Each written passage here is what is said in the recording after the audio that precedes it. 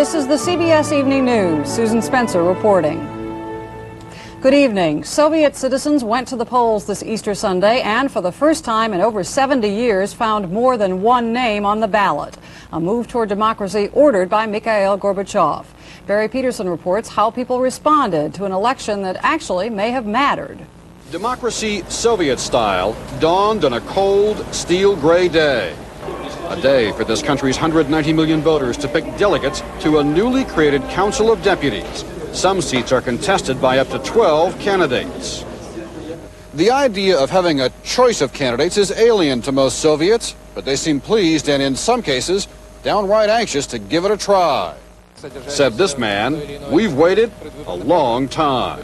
As Mikhail Gorbachev voted for candidates in his district this morning, he praised the election he ordered, even though some candidates have been taking swipes at him. It's good, he said. Why should someone be beyond criticism? And among the critical candidates is former protege Boris Yeltsin, ousted from the Politburo a year ago for his attacks on conservatives. He is poised for a dramatic political comeback in his race for a Moscow seat against the head of the state limousine factory. Are you enjoying this, he was asked? No, you can't call this pleasant, like a ballet or going to a movie. Outside, he was the combative populist who has electrified voters throughout the country. If he wins, he said, he will push for direct elections for all this country's leaders, from bottom to top, including the head of state. And he seems ready to sweep to office in a landslide. One indication, a random unscientific sampling of voters showed Yeltsin a walk-away, getting roughly 80 to 90% of the vote. The Soviets have no sophisticated election system with the ability to project instant winners and losers. They haven't needed one. So the results will be known the old-fashioned way, one ballot at a time. Barry Peterson, CBS News, Moscow.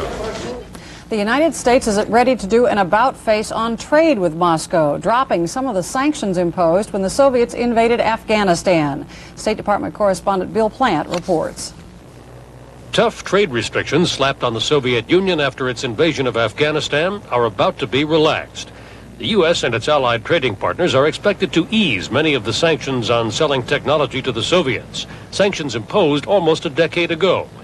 The U.S. reaction to the Soviet invasion, both political and economic, included boycotting the 1980 Olympics in Moscow and forbidding the sale to the Soviets of virtually all Western technology. Now, according to administration officials, this so-called no-exceptions trade policy is likely to be scrapped in favor of a case-by-case review of Moscow's high-tech shopping list. What could the West sell? Some computers, nothing too sophisticated, and basic automation systems. Probably oil exploration technology and simple telecommunications equipment. Still certain to be banned, sophisticated electronics, supercomputers, robotic assembly lines, semiconductor manufacturing. Anything, in other words, that represents a quantum jump in technology. A staunch critic and former Pentagon official says it's simply not possible to open the door just a crack. There will be a flood of advanced technology going to the Soviet Union, no matter what administration officials now think. And any official who tells you that we can administer this thing so carefully that our national security is not going to be injured probably hasn't been in office very long. Many still at the Pentagon will bolster that argument. But unless the president changes his thinking, it's a done deal. Not because it improves the balance of trade, in fact there isn't much money involved, but because it sends a political signal to Moscow that the Bush administration considers itself practical but cautious. Bill Plant, CBS News, the State Department. National Security Advisor Brent Scowcroft today denied a report that the U.S. has identified the terrorists who bombed Pan Am Flight 103 last December. London's Sunday Times says members of the anti-Arafat Popular Front for the Liberation of Palestine General Command have been pinpointed. Coming up next on the CBS Evening News, the Alaska oil spill spreads as cleanup crews tread water. And later on, a look at the state of faith on an Easter Sunday, Inside Sunday.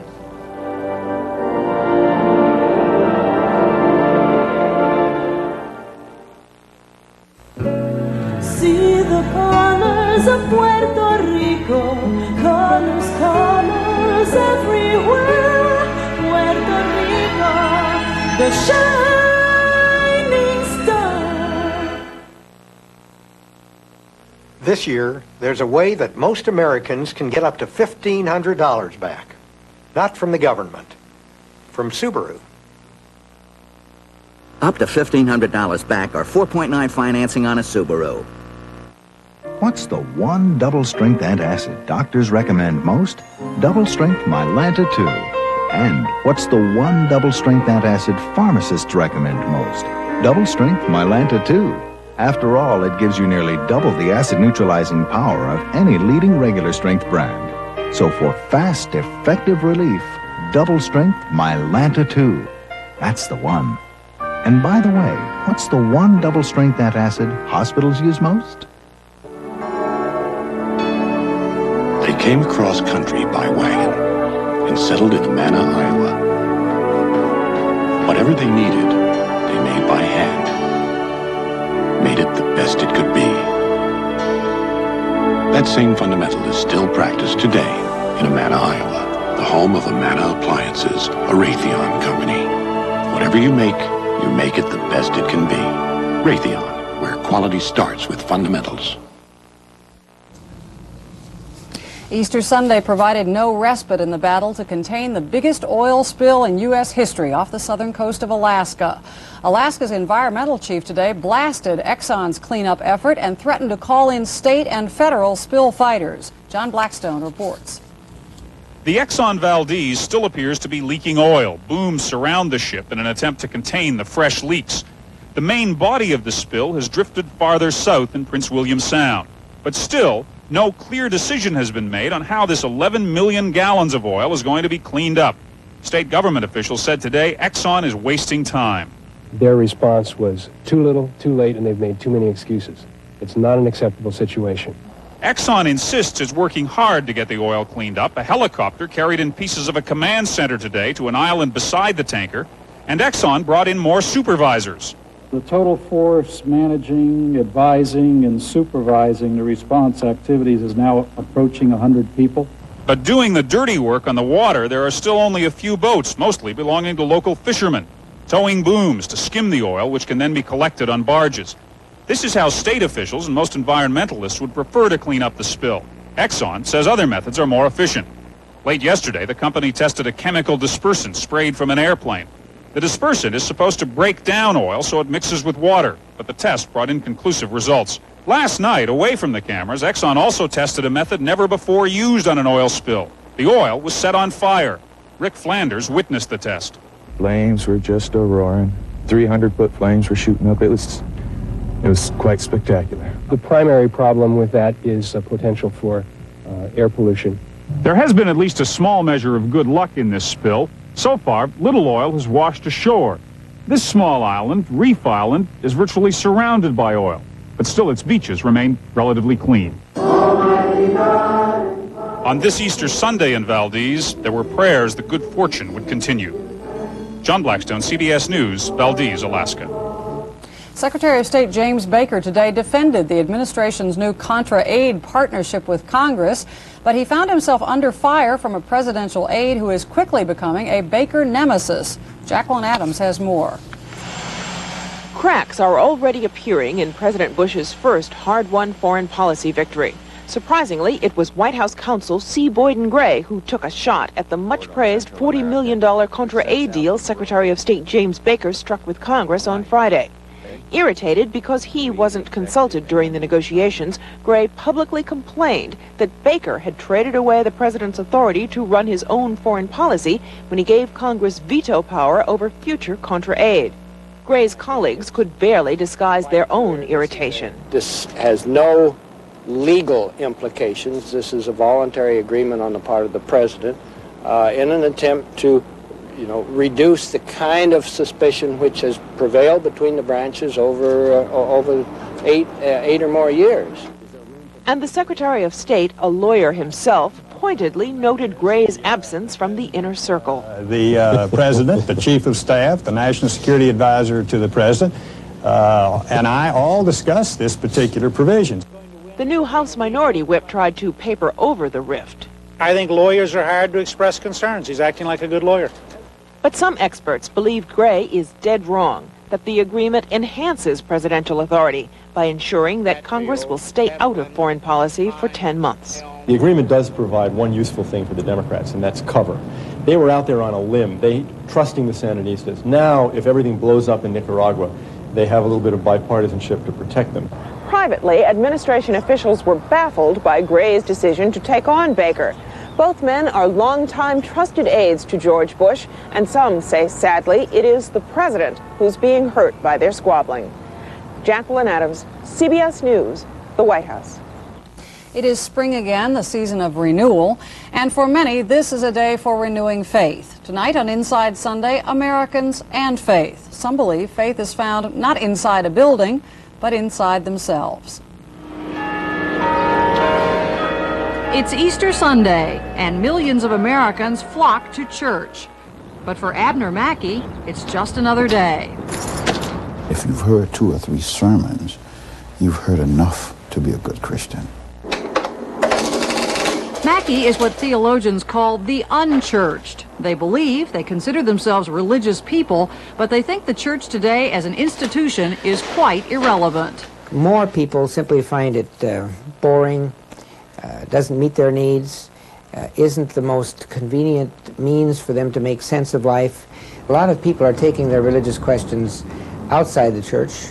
I'm thoroughly convinced that religion is practiced outwardly in everyday life, not in a church place. Studies show that 3/4 of the American population agrees. The number of the unchurched hasn't changed much for 30 years. But here and there, individual churches are thriving, usually those that are reaching out to the community in untraditional ways. Maestro, reprende a tus discípulos. St. Luke's in Atlanta conducts some services in Spanish. It also has special ministries for singles, runs a soup kitchen, and offers counseling. People come here because the church is an agency, an instrument through which they can make a difference in this city.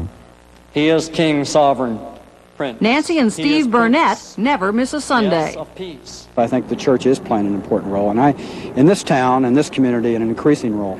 I think tackling a lot of society's difficult issues takes direction and takes strength, and I think this is one place we get it.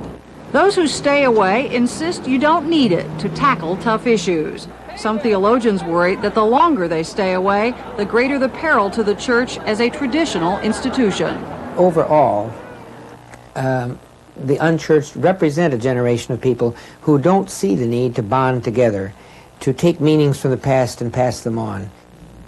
That's the CBS Evening News. Dan Rather will be here tomorrow, and later on tonight, Bill Plant with the CBS Sunday Night News. I'm Susan Spencer. Good night and happy Easter. This is CBS. Good evening, I'm Bob Williams. Coming up on Eyewitness News on this Easter Sunday, 5 families are temporarily homeless today after an apartment fire off Highway 70 South. Some new rules are affecting how tornado victims rebuild months after that Christmas Eve tornado. And we'll share in the spirit of this Easter holiday with one area church. Those stories and more next on Eyewitness News. Hurry up, you're gonna be late for work. You probably think your life is perfect. Don't forget you got to pick me up around 7. Not an enemy in the world. But what if you have an enemy? Someone who thinks you're in the way. How safe would you and your family be if someone was waiting with a contract to kill? An Eyewitness News Focus 5, tomorrow at 10. Thinking about Probe? Cutlass Sierra's bumper-to-bumper plus warranty is 3 times longer than Ford's. Cutlass Sierra Seat 6, automatic transmission, standard. If you're serious about value in a car, get serious about Cutlass. Still thinking about Probe? Cutlass Sierra is $2,400 less, plus act now and get a year's worth of gas, or $400 cash back, or 4.9% financing from the Southern Olds family. If you're serious about value in a car, get serious about Cutlass. We share the spirit on fire.